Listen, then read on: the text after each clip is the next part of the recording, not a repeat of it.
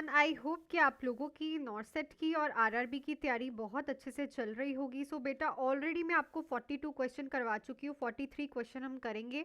तो last time मैंने आप लोगों से 42 क्वेश्चन कमेंट सेक्शन में लिखने के लिए बोला था, तो पहले हम ये डिस्कस करेंगे, देन न्यू क्वेश्चंस पे चलेंगे। तो क्वेश्चन था the most reliable indicator of successful CPR. तो अगर आपने किसी का कार्डियोपल्मोनरी रिसस्टिकेशन किया है तो मोस्ट रिलायबल इंडिकेटर क्या रहेगा? तो return of the spontaneous circulation जो है वो राइट ऑप्शन रहेगा यहाँ पे, ऑप्शन नंबर बी, कि जो सर्कुलेशन है वो दोबारा से रिटर्न आ गई है, स्पॉन्टेनियस रिटर्न आया है। This is the most reliable indicator of successful CPR. आज के नए क्वेश्चन पे चलते हैं बेटा। A patient with a septic shock has BP 80/50 mm of HG despite adequate fluid resuscitation, which vasopressor is a first line. तो अगर किसी को सेप्टिक शॉक है, बीपी 80/50 है, ठीक है, डिस्पाइट उसको फ्लूइड रिसस्टिकेशन प्रॉपर चल रही है, कौन सा वेजोप्रेसर फर्स्ट लाइन रहेगा? Dopamine, epinephrine, norepinephrine, फिनाइलिन, so it is a norepinephrine. Norepinephrine जो है फर्स्ट लाइन उन्होंने पूछा इनमें से, तो नॉरएपिनेफ्रिन फर्स्ट लाइन होता है, बिकॉज ये इमीडिएट वेजोप्रेसर्स वेसल्स को कंप्रेस नैरो करने का काम करेगा। सो राइट ऑप्शन हमारे पास रहेगा option number C. Next ABG से क्वेश्चन है, पीएच जो है पेशेंट की वो 7.30 है, कार्बन डाइऑक्साइड 50 है, बाइकार्बोनेट आयंस 24 है, क्या इंटरप्रिटेशन रहेगी? Metabolic acidosis, respiratory acidosis, metabolic alkalosis, compensatory respiratory acidosis. देखो यहाँ पे बाइकार्बोनेट आयंस तो नॉर्मल है, कार्बन डाइऑक्साइड इंक्रीज हो रखी है और पीएच जो है वो डिक्रीज है, तो ऑब्वियसली यहाँ पे क्या देखने को मिल रहा है हमें? Respiratory acidosis. तो राइट ऑप्शन हमारे पास क्या रहेगा? Option number B. नेक्स्ट है, patient receiving massive blood transfusion is at risk for. तो पेशेंट को अगर बहुत ज़्यादा ब्लड ट्रांसफ्यूजन चल रहा है तो उसे किस चीज़ का रिस्क होगा? हाइपरकैलेसीमिया, हाइपोकैलीमिया, हाइपोकैलेसीमिया, हाइपरनेट्रीमिया। तो अगर ब्लड ट्रांसफ्यूजन मैसिव चलता है तो ब्लड में जो सिट्रेट प्रेजेंट होते हैं वो कैल्शियम के साथ बॉन्ड कर लेते हैं और कैल्शियम के लेवल्स को क्या कर देते हैं? कम कर देते हैं। तो यहाँ पे हमें पेशेंट में हाइपोकैलेसीमिया देखने को मिलेगा। राइट ऑप्शन क्या रहेगा? Option number C. नेक्स्ट है, in myocardial infarction the most specific cardiac biomarker. Myocardial infarction में most specific cardiac marker biomarker कौन है? CKMB, troponin I, myoglobulin, LDH. So it is a troponin I जो है वो सबसे ज्यादा स्पेसिफिक जो है मायोकार्डियल इन्फाक्शन में बायोमार्कर माना जाता है। क्लियर? मायोग्लोबुलिन जो है वो अर्ली बायोमार्कर है। नेक्स्ट है, patient with the head injury has ICP 25 mm of Hg, normal ICP ranges. तो इंट्राक्लेनियल प्रेशर है पेशेंट का, ठीक है, 25 mm ऑफ एचजी, पेशेंट को हेड इंजरी है।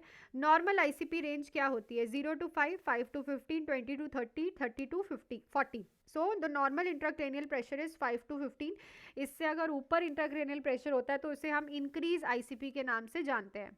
क्वेश्चन है, next drug is use to reverse heparin toxicity. Heparin toxicity को reverse करने के लिए कौन सी ड्रग यूज करते हो? विटामिन के, प्रोटामिन सल्फेट, नैलेक्सोन या फिर फ्लूमाजिलिन।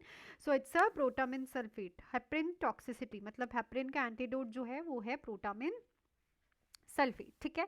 नेक्स्ट क्वेश्चन पे चलते हैं। उससे पहले बेटा आप ज्वाइन कर सकते हो आरआरबी का 499 का MCQs test series and non nursing classes का बैच और नॉर्सेट 10 का 999 का फुल थ्योरी एमसीक्यूज और टेस्ट सीरीज वाला बैच। आप रिव्यूज देख सकते हो, सिलेक्शंस देख सकते हो और उसके बाद ज़रूर जुड़िएगा अगर आप आरआरबी और नॉर्सेट 10 की तैयारी कर रहे हो, इस नंबर पे कॉल मैसेज करके।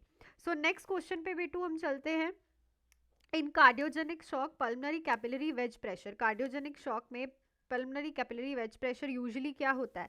डिक्रीज, नॉर्मल, इंक्रीज या फिर एब्सेंट। तो उसमें इंक्रीज होता है क्योंकि देखो कार्डियोजेनिक शॉक में लंग्स में जो ब्लड है वो बैकअप करता है ना, लंग्स में जो ब्लड है वो बैक मारता है, तो लंग्स का जो ब्लड है वहाँ पे इकट्ठा होना शुरू हो जाता है जिससे पल्मनरी वेज प्रेशर इंक्रीज होता है। Patient with asthma receive salbutamol frequently, more adverse effect is. So patient asthma वाला, उसे साल्बिटामॉल चल रही है बार बार फ्रीक्वेंटली, एडवर्स इफेक्ट क्या हो सकता है? ब्रेडिकार्डिया, हाइपोग्लाइसीमिया, ट्रेमर्स या फिर constipation. So it is the tremors. Tremors हमें पेशेंट में देखने को मिलते हैं, सो ट्रेमर्स एंड टेकिकार्डिया देखने को मिलता है, ना कि ब्रेडिकार्डिया। क्लियर?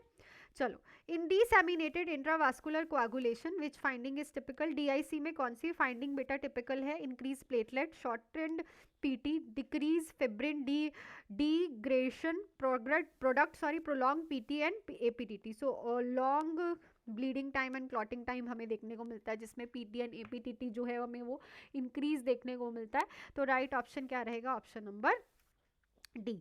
नेक्स्ट है, in a burn patient in first 24 hours highest risk for burn patient में पहले 24 घंटे में क्या रिस्क होता है? Infection, fluid volume deficient, contractures, hyperkalaemia. So right option क्या रहेगा? Fluid volume deficient, because burn के टाइम में बहुत ज़्यादा फ्लूइड लॉस होता है, इसीलिए फ्लूइड रिसस्टिकेशन भी हमारी पहले 24 घंटे में प्रायोरिटी रहती है। नेक्स्ट है, patient in central Venus pressure is 2 mm of H G, interpretation. Central Venus pressure 2 mm of H G है, इंटरप्रिटेशन क्या रहेगी? तो ये आपके पास 4 ऑप्शंस हैं और आप मुझे कमेंट सेक्शन में लिख के ज़रूर बताना कि राइट ऑप्शन यहाँ पे क्या रहेगा। तो आई थिंक आज भी सारे क्वेश्चंस आप लोगों को क्लियर हो गए होंगे। नेक्स्ट क्वेश्चन करेंगे बेटा हम नेक्स्ट क्लास में, टिल देन आप ज़रूर जुड़िएगा इन बैचेस में। 999 for NORCET 10 and 500 for RRB nursing superintendent, ठीक है। सो मिलती हूँ नेक्स्ट क्लास में, till then do hard work, make your parents proud and all the best.